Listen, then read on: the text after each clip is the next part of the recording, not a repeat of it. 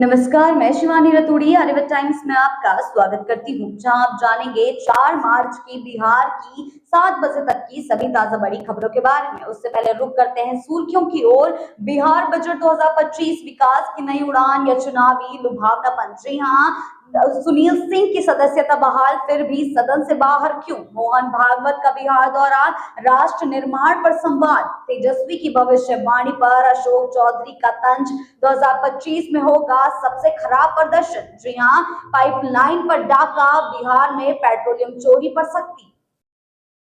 बढ़ते हैं खबरों की ओर विस्तार से। बिहार बजट 2025 विकास की नई उड़ान या चुनावी लुभावनापन। जी हां, बिहार विधानसभा में उप मुख्यमंत्री और वित्त मंत्री सम्राट चौधरी ने 2025-26 के लिए 3,16,895 करोड़ रुपए का बजट पेश किया है, जो पिछले साल की तुलना में 38,169 करोड़ रुपए अधिक है। जी हां, इस बजट में स्वास्थ्य, शिक्षा और इंफ्रास्ट्रक्चर को ज्यादा विशेष प्राथमिकता दी गई है। बढ़ते हैं अगली खबर की ओर। ग्रेटर पटना आधुनिक शहर की ओर एक और बड़ा कदम। ग्रेटर पटना राजधानी का नया विस्तार। जी हां, पटना शहर के तेजी से हो रहे विस्तार और बढ़ती आबादी को देखते हुए ग्रेटर पटना प्राधिकरण के गठन की तैयारी जोरों पर है। इस प्राधिकरण के तहत पटना के 4 अनुमंडलों के 14 प्रखंडों को शामिल करने की योजना बनाई गई है।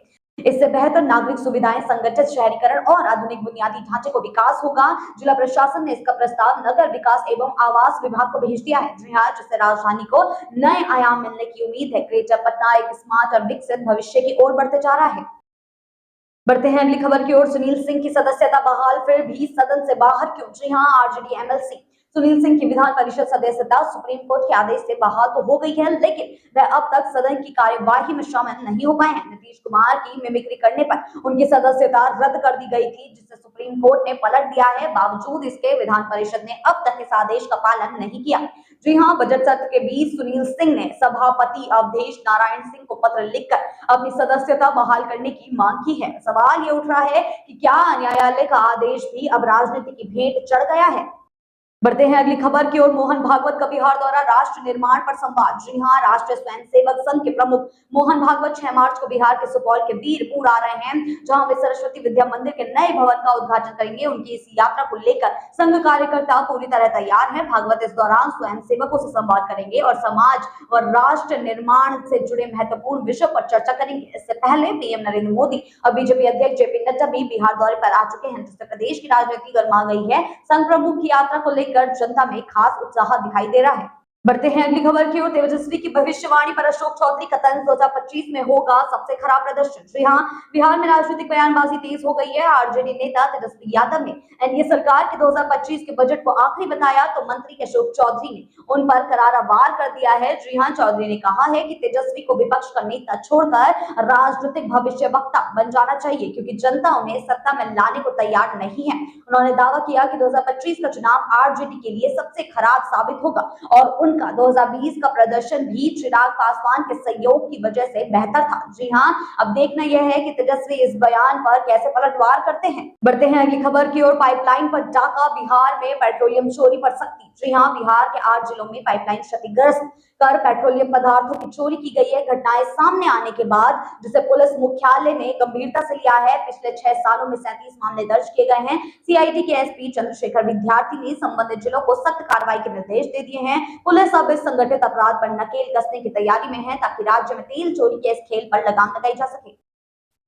बढ़ते हैं अगली खबर की ओर। नितिन नवीन का लालू तेजस्वी पर तगड़ा वार, अपने बिहार को विनाश दिया है हमने विकास। जी हां, बिहार की राजनीति में हमलों का दौर तेज हो गया है और मंत्री नितिन नवीन ने लालू यादव और तेजस्वी यादव पर जमकर निशाना साधा है। उन्होंने कहा है कि जब बिहार की देखभाल का मौका मिला तब उन्होंने अपहरण, बेरोजगारी और पलायन को बढ़ावा दिया। अगर तब विकास होता तो आज बिहार देश के अग्रणी राज्यों में से एक होता।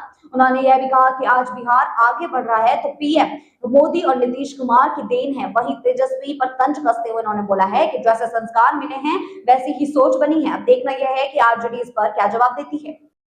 बढ़ते हैं अगली खबर की ओर। बयान पर बवाल, राजद विधायक को मिली जान से मारने की धमकी। जी हां, बैकुंठपुर में राजद विधायक प्रेम शंकर यादव को सोशल मीडिया पर जान से मारने की धमकी दी गई है। वायरल वीडियो में बखरी गांव के विकास सिंह ने विधायक के खिलाफ अपशब्दों का इस्तेमाल किया है और गंभीर परिणाम भुगतने की चेतावनी दी है। यह विवाद तब भड़का जब विधायक ने बागेश्वर धाम के पंडित धीरेन्द्र शास्त्री पर तीखे बयान दिए थे।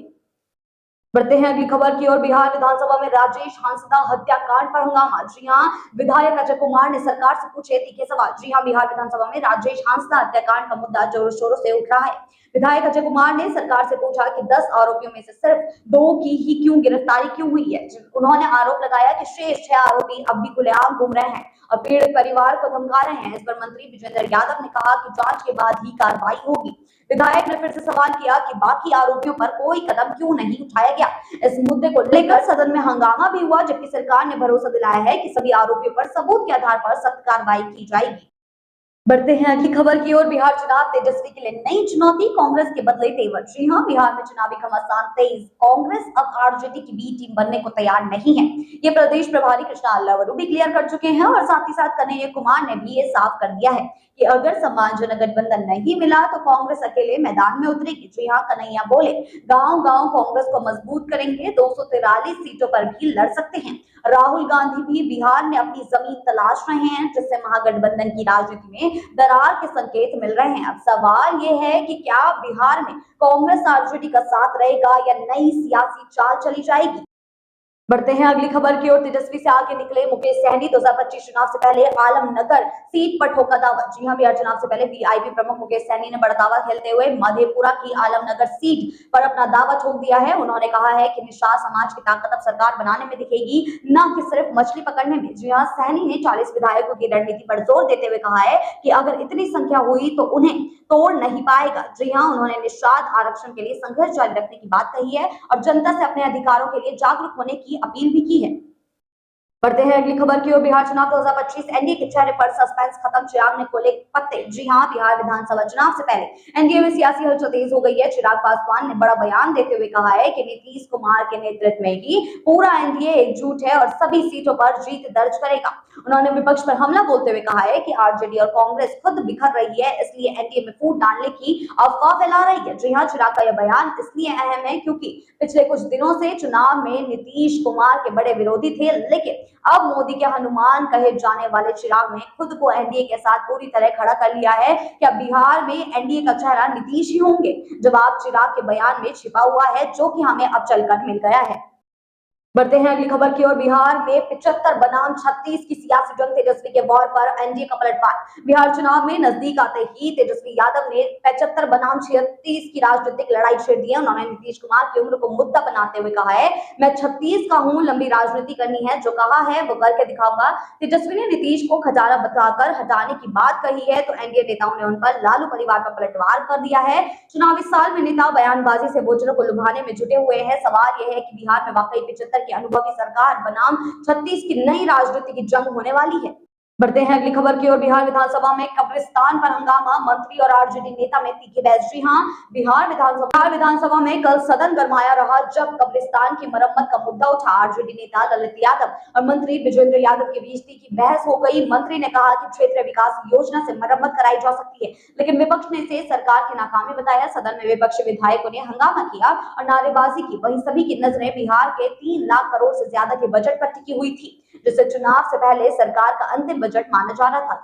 बढ़ते हैं आखिरी खबर की ओर। नवादा को 1243 करोड़ की सौगात बदल जाएगी, जिले की तस्वीर। जी हां, बिहार के नवादा जिले का चौमुखी विकास होने जा रहा है। सीएम नीतीश कुमार ने 1243.57 करोड़ रुपए की सौगात दी है, जिससे जिले की सुरक्षा, बुनियादी ढांचा और सुविधाएं बेहतर होंगी। 37 स्थानों पर सीसीटीवी कैमरे, 4.98 करोड़ खर्च सकरी नदी पर नया पुल, 55 करोड़ बाईपास, आरओबी निर्माण, 181.62 करोड़ मेडिकल कॉलेज व अस्पताल, 401.68 करोड़ 27 वार्डों में गंगा जल योजना, 200.61 करोड़। अब नवादा को नई पहचान मिलने वाली है। क्या ये बदलाव लोगों की उम्मीदों पर खरा उतरेगा? ऐसी ही बिहार की ताजा बड़ी खबरों के लिए बने रहिए आर्यभट्ट टाइम्स के साथ ही चैनल को सब्सक्राइब करना ना भूलें और हमारी फेसबुक और वेबसाइट के साथ भी जरूर जुड़े।